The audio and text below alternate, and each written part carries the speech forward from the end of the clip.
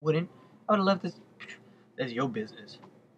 Because it is his business. Yeah, seriously. No, it wasn't even his business. Yeah. All the movies, not even his business. So the Gambit was just like, I'm just gonna bounce, and that was basically it. Oh, here's another thing: Wolverine never adjusted to the weight that he had in the film. When you put adamantium, which is a type of metal, on your bones, I think honestly, if you would have got up, you would have been like, I can't move. Even when the Black Panther put on vibranium, which is a kind of like a different type of adamantium, only it's like more of a rock kind of thing. They kind of said that he had to train for like 5 years to put on this suit. Then he had to train for another couple years to wear the suit and be able to use the suit. Yeah, Wolverine is super strong, but he gained that after he learned how to. In the comic books, he took years upon years upon years of being tortured and abused and made into the man that he was, which was an animal, before he was able to fully move with like fluidity on this whole body made of adamantium. So when you watch this film, it's like, wait, he puts on a whole metal like basically suit on his bones, and he just walks like nothing. I mean, even in the Iron Man film, he puts on a suit and he's like, okay, robotic, can't walk right, need to train to get this right. And then with this one, it's like, well, I could just put metal on my bones and cruise down the street like if nothing happened. Because it's Hugh Jackman. Yeah, basically. And here's I know I'm jumping from point to point, but how did Stryker know that Wolverine was gonna lose his memory? Yeah, no, just like he tested it out on the other 10 other mutants that he used, and in the comic books, was it Wolverine number 1?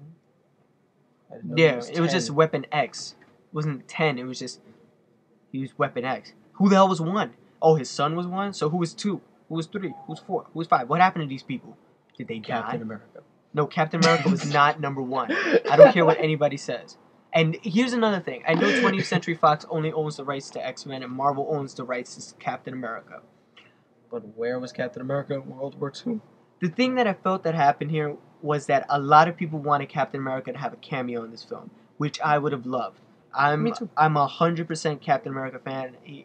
I'm number 1 favorite Captain America. But when you watch this film, here's the thing. I know that production companies-wise, Marvel did not want to give the rights to Captain America to 20th Century Fox because they felt that 20th Century Fox would have done it well. I mean, if you watch the beginning of this film, it says Marvel, but it doesn't say Studios. Now, Marvel Studios does their own films. They did Iron Man, they did Hulk, and they did Punisher Warzone. And they're going to do Thor. And they're going to do Thor and Captain America. That's their stamp of... approval? Yeah, basically approval. So when I saw that this just said Marvel, I knew that obviously Marvel didn't put their stamp of studios on it because it's owned by 20th Century Fox. And if they would have done a cameo with Captain America, they would have owned the rights. But I still felt that a hint towards him would have been still as good. Not saying that it necessarily had to have him featured in it, but it's just like something would have get yes, Captain America. I just felt that was just like it would have been better. Also, another thing was that even from a filmmaker standpoint, the score was okay. Now, a lot of people don't care about this, but I do. The music was just okay. It wasn't something that was like, oh my god, this is magnificent. Greatest movie ever. Look at X-Men 1. Okay, here's a way to tell. Every time you watch a comic book film, listen to the music, right? You hear Iron Man's theme song, you're gonna be like, that's Iron Man. You hear Hulk, you're gonna be like, that's Hulk. You're gonna watch Dark Knight, you're gonna be like, that's Dark Knight. When you watch this film, tell me, do you hear a Wolverine theme? So basically, this is just a summary of overall review for this entire thing that you went through. Just basically how we felt, all things taken in consideration. Like all the reasons why I said it was bad, as well as all the reasons why I said this film was good. I would just like to say, well, you know what? You say what? Your rating for the film. Go first. Serious? Yeah, go first. I would just give the film a 4. Like, I know it's kind of harsh, but like I said, there was a lot of things that I felt that was wrong with it, without comparing it to the comic books. It just as an overall film, I really expected more. I've seen too much of the trailers, and I'm basically about to go on with everything that I've said before, but I feel like this whole journey it was the film was not that great. So like I said, I still just give it a 4. I'm sorry for anybody who gets upset at that. You know, for anybody who goes and thinks that it's really great. I'm not criticizing you for thinking that it's great, and I apologize previously for saying that. You know, I criticize you for thinking that it's great.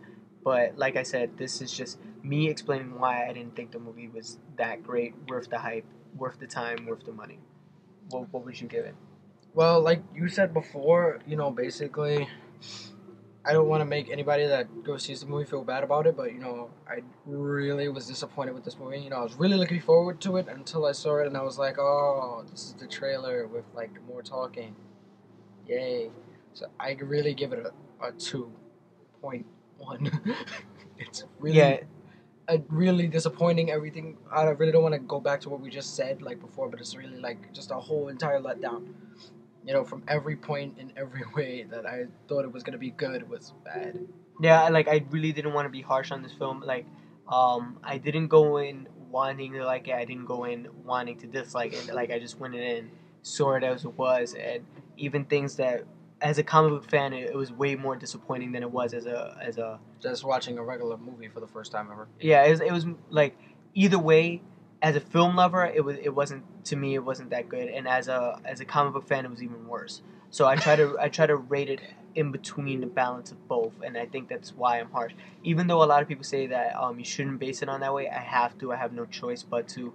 It's if you're gonna base it on something, you have to base it that way. So um, I hope that this is more of an insight on why we gave it what we gave it. Even though you might disagree, if you do, just please comment below. Um, yeah, and then rate, subscribe, comment. Please watch my other videos so you can see that I'm not just solely picking on this film. I'm not trying to bash this film, and I'm not. I am though. Oh, sorry. I'm not against anybody who likes the film. This is my personal opinion. I'm just stating that honestly, to me the film was not up to par with what I've seen and what I expect from comic book films today, especially when the standard has been set so high. Dark Knight. I feel that no, not even Dark Knight, Iron Man, Hulk. They have set the standard for comic book films, and I feel that this one just, as a character that I know and love, I felt that they could have done so much better with this character as a character alone, not just as a comic book character. So that's my review.